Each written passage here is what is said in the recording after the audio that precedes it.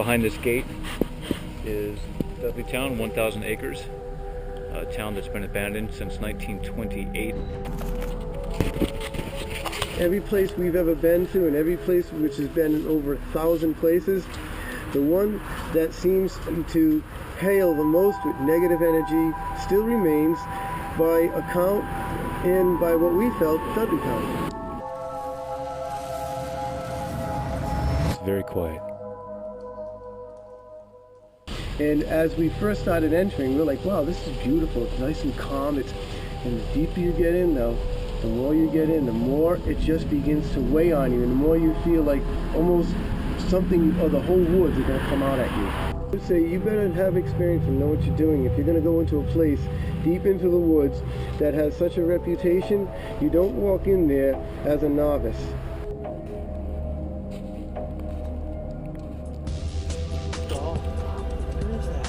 If you did not see the paranormal phenomenon, watch for the blue light, and then observe carefully the upper right-hand corner. Hi, this is Todd here. I'd like to share a story with you that happened to me quite a few years ago now. It was mid-90s, probably like 95, maybe 97, around then. I and my younger brother took a drive to Dudleytown. It's a unique area, you know, it's just a bunch of desolate, abandoned foundations at this point in time along the trail. But when you go in there, there's like no animal life, no form of animal life. You know, no little squirrels, birds, no sounds of critters or anything, you know. We approached it, we saw a black dog on the other side of this chain link fence. Started walking towards this fence, and the dog just takes off up in the woods. There was not even a bloody footprint on the ground, and there was a little decent sized, you know, area, muddy area, you know, the trail, you know, so there found to be mud, you know, there was mud there. Not a single paw print whatsoever. I kid you not. And we've done extensive little hiking in there before, you know, so we should know what we've seen. We found a foundation we never saw before. And in the base of this foundation, I kid you not, there was a skeleton of what looked like could be a dog. Roughly the same size, you know.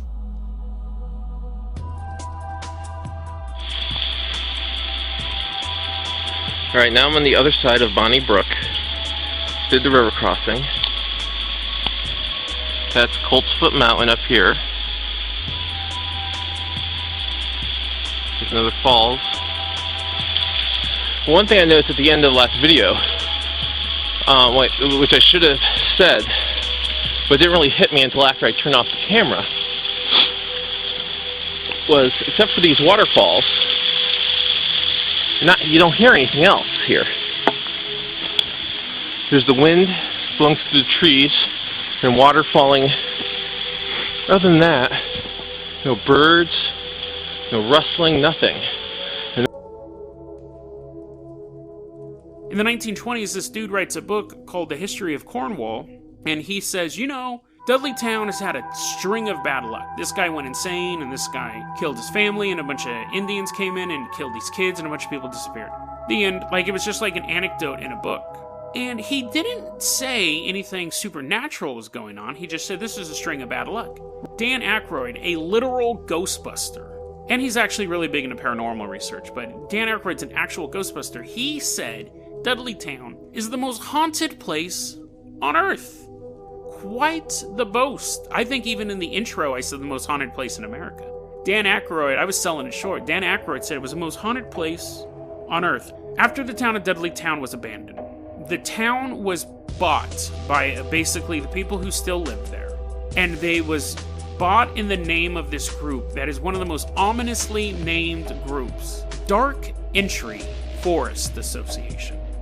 Dark Entry Forest Association guards this area so zealously that to me that actually raises more questions If I had just seen this place and it was like, oh, this place, Connecticut, had a string of bad luck, Dan Aykroyd said it was the most haunted place on earth, I'd be like, oh, that's kind of interesting. But the fact that there's a group that's actively, like, suppressing people from investigating it, it just seems odd.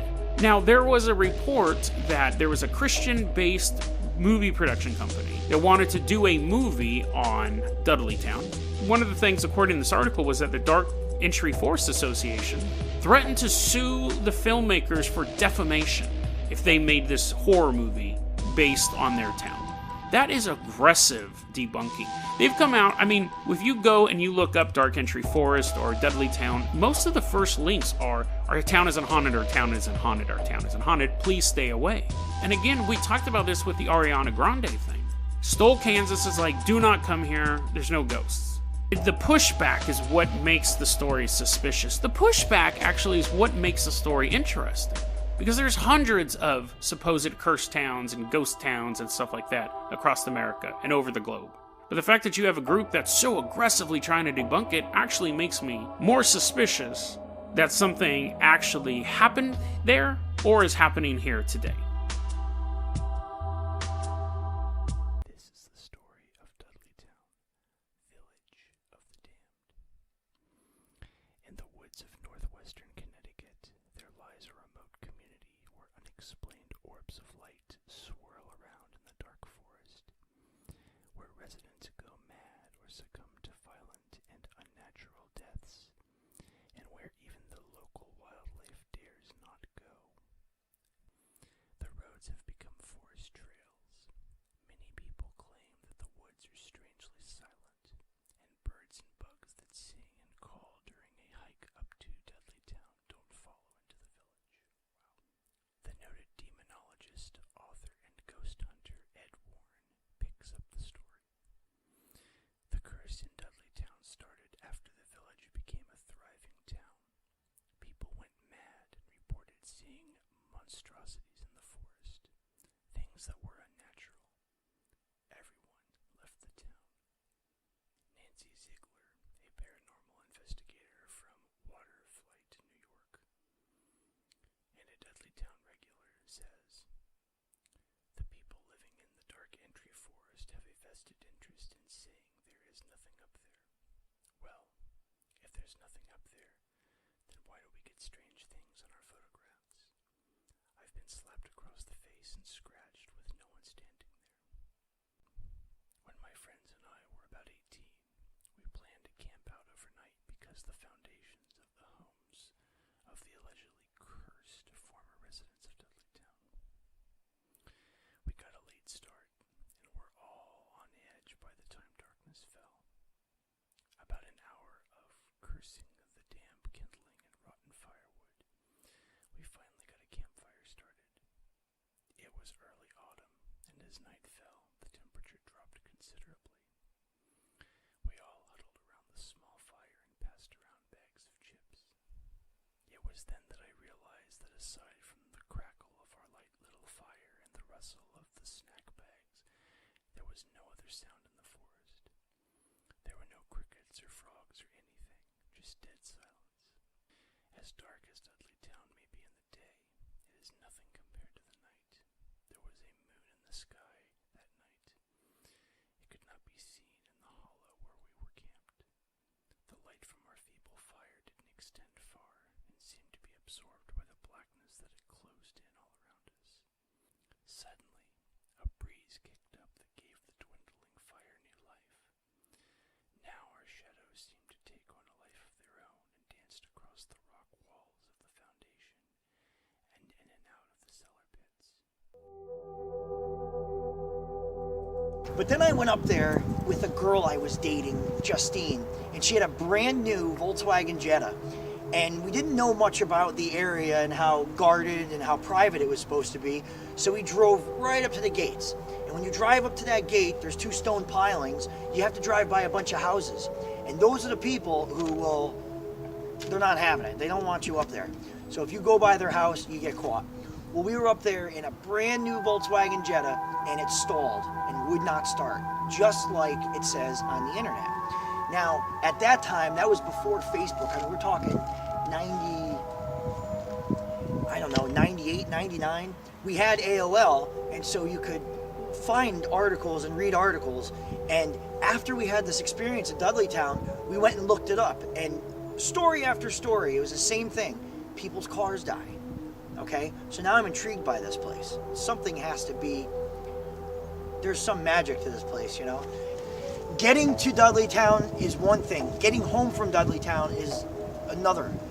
And you should never take a souvenir. I always say this over and over again. If you take a rock or something you find, you should not take it home with you, because if you have that in the car with you on the way back, you're just looking for trouble. So even if you don't believe in ghosts, there's still a curse of this place. It's unbelievable. I went to see Ed and Lorraine Warren at the Shelton High School, and it was sold out and they wouldn't let us in, but by the grace of whatever, 4 more tickets came up and we sat on the floor. And they were showing slides, and they showed a picture of the forest. And Lorraine said, "Who knows what this is?" And I jumped up and I said, "Dudleytown!" And they have a lot of scary pictures of Dudleytown. And they said stay away, but they also tell you how to get there. And Dan Aykroyd was quoted in Playboy magazine in the 70s when he first started doing Saturday Night Live. He said Dudleytown is the most haunted place in North America. So that's coming from a man who is an expert. All right, joining us on the phone, I call this Halloween week here. Yeah, of course, on the it's morning Halloween show. week. And we're joined now by Norwalk, Connecticut clairvoyant Nicholas Grossman and his partner, Peter Serow from Ghost Storm. And we'd like to welcome him. Now, I understand you guys have done some Dudleytown investigations. Big time, yeah. By the way, hi guys. It's nice. It's nice to nice to meet you. Yeah. So you guys are known for this. Now, I know from my experiences dealing with the town of Cornwall and the folks there. I'm not popular there. They are no fans of my shenanigans. Oh yeah. But what you've toured the property? Tell us about it. Yeah, a while back we were camping at one of the campsites, like probably about 4 miles down from Dudleytown, and me and Peter went to a restaurant in Kent, and we were talking to this guy, and he owned property there. And we told him we would love to go to Dudleytown, and he'd bring us to his property. So we became good friends with him for a while. We were able to tour like a big portion of Dudleytown. And let me tell you this, it's a very unique place. It is definitely paranormal. To me, if you ask me, it's more than just a spirit world. And, this may sound a little crazy, but I do kind of believe it's like Dudleytown defies physics. I mean, to me, there's something more than just the spirit world there. It's definitely a portal of some kind. Have you had anybody from the town or the Dark Entry Forest Association reach out to you and tell you to stop going there, stop looking into this? Because I've had that experience myself. Oh, yeah. What's funny is that recently we actually got press saying, the media always mentions that we're known for Dudleytown. They're so sneaky, but it's just so obvious. Like, I had one guy email me right after that press came out, Connecticut Post or whatever it was. And he emailed me and he said, I know a place that you guys would love to explore. And I emailed back, oh, yeah, really? Where is it? He was like, well, you're not really supposed to be there. And, I said, what's a little slap on the wrist? And then I realized, this was a Dudleytown person. So, I kind of said, we don't go to Dudleytown anymore because they're very strict there and it's not worth exploring anymore. And I got some angry emails. Call me right now. He gave his phone number, and I got about 3 or 4 emails with, did you call yet? Did you call yet? And I just knew it was one of them. And there was another time in the beginning, I want to say around June, I forget what they said, but it was something similar to that, the email that I got. Peter has had an actual encounter with one of the ladies that owns property up there. Now, what do you mean by encounter? Peter? Well, this was when we were, I was hiking up there with a friend of mine some years ago, and we got, of course, very fascinated by one of the foundations, the old foundations on the property, and we were exploring it, and as we were exploring it, this lady came out walking her dog wearing this really, really odd hat. I guess it was maybe either a large sun hat. It looked kind of like a beekeeper hat that she had on. And told us both to get out of the foundation and that we weren't supposed to be there. We were trespassing.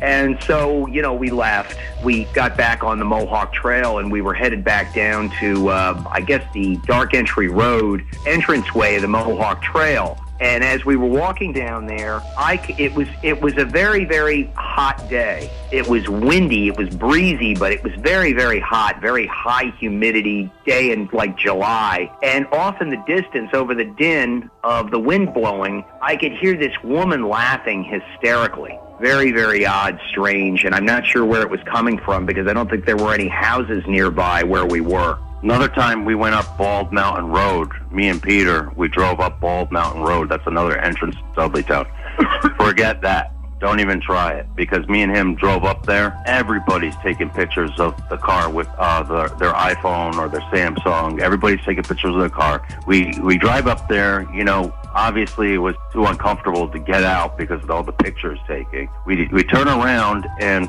about 3 cars are following us down Bald Mountain Road, which is a big hill. And they followed us. We go out into whatever route that is by Dudleytown. I forget what route it is, but they followed us about 4 miles down back towards Kent, Connecticut. And, let me tell you this, the people in Cornwall are different from the community in Dudleytown, the Dark Entry Forest. The people in Cornwall are very normal, believe it or not, but the people who are in that association are very weird. I mean, they're highly protective over it. And honestly, I'll tell you this, and I think that maybe you kind of will relate after reading your articles about it. They're making themselves look like they're like some form of like some supernatural like coven or something like that. I mean, I can't say that that's true, but the fact it's their fault that people are having conspiracy theories over there. It really is. It's their fault, and it's not helping them one bit. Absolutely. I've come to one of 2 conclusions. There either is something to hide, and they're going to great lengths to hide it, or there is nothing to hide, and this has been horribly mismanaged because the way they behave is so creepy and secretive that it lends itself to more curiosity. Right. I had one of my friends who's, a huge explorer. He's been exploring for a long time, go up there, and he saw about 8 people wearing black cloaks and doing like a satanic ritual up there.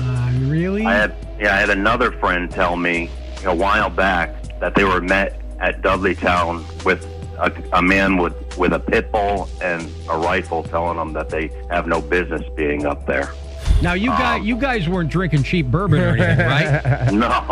Okay, if you've just joined us, let me reset things here. We're talking to you, if you want, clairvoyants, paranormal experts, ghost hunters, Nick Grossman and Peter Serow, and we're talking Dudleytown here. Yeah. Now, so just to kind of go back to the beginning, now the paranormal element of this, do you both agree that there is a paranormal element on that property? Without a doubt. And I'll tell you this, I went up there one night, and I kid you not, this sounds so bizarre, but I went up there, it was wintertime, there was snow on the ground, all the leaves were down. I went up there one night, wintertime, freezing cold, and I kid you not, these little tiny moths were flying in front of my face and vanishing. Come on. Ooh, I kid you not. And you could see in the trees there's these blue lights. The other thing about Dudleytown is the dead silence there. There's no birds. You're not going to see squirrels or deer. I've heard about this. There's dead. Yeah, as soon as you're allowed to go on this portion of the Mohawk Trail. You're not allowed to step off the Mohawk Trail and walk into the foundation. But the Mohawk Trail, you could stay on it, and that's legal, up Dark Entry Road. And that goes through a portion of Dudleytown. As soon as you cross this one point where there's a tree down and you hop over that tree, dead silence, like a void. It's almost like, you guys will know what I'm talking about when you're in a recording studio. Right. And the acoustics, you could feel that acoustic feeling mute in your ear. Yep.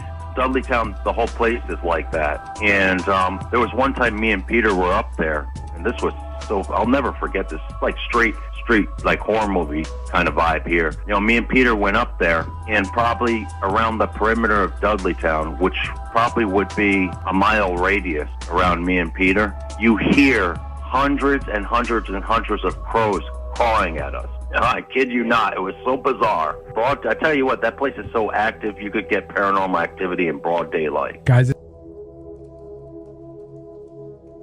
it's a gateway to hell. No, no, no, no.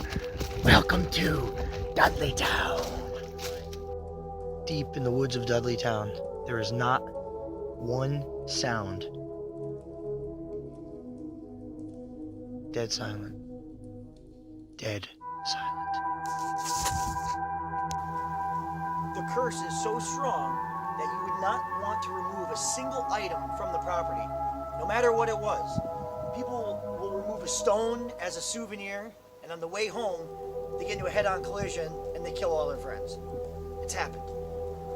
And of course, as you can hear right now, there's no sound. There's a little breeze, which is even strange to me. It's so unnerving to even be here. So what you have in front of you, Ethan has in front of him, is a copy of the Freedom of Information request that I sent to get records on Dudleytown. Right. And then the second page that he has is the first response I got. Now, before you, I don't want you to read anything. I want to say I don't have a bone to pick with Cornwall, Connecticut. I'm not going to use any of the departments that I sent this to. I'm not going to use any of the people's names. But I am going to be critical because I don't like the response that I got. And right out of the gate, a mistake, I think. Let me begin by telling you that Dudleytown is an area of town privately owned by the Dark Entry Forest Association. Is an area of the town privately owned by the Dark Entry Forest Association. No one is allowed on the property without permission from the association. Strike one. That's like strike 1, 2, and 3 with me, because I didn't ask for permission to go on the property. Right. There's no request to enter the property. And that reeks of paranoia. Do I think there are ghosts in Dudleytown? No. Do I think that there's actually anything going on there that's interesting? No. What I find interesting is that this kind of reaction that they have. And we've gotten it before in the past when we've reached out in less professional ways to try and find out if we can go. And we've heard this from other people, media people, who have tried to request information, that there's almost a paranoid knee-jerk reaction. Like, I don't care, Cornwall. I realize people want to be left alone there. It's a sleepy town. And nobody wants a bunch of teenagers trying to sneak on this property, or people committing crimes, or a bunch of idiots like us trying to go over there and investigate it and all that stuff. If you don't want that to happen, stop sending responses like this. Don't send paranoid reactionary letters like, don't come in here. I didn't ask to go in. Exactly.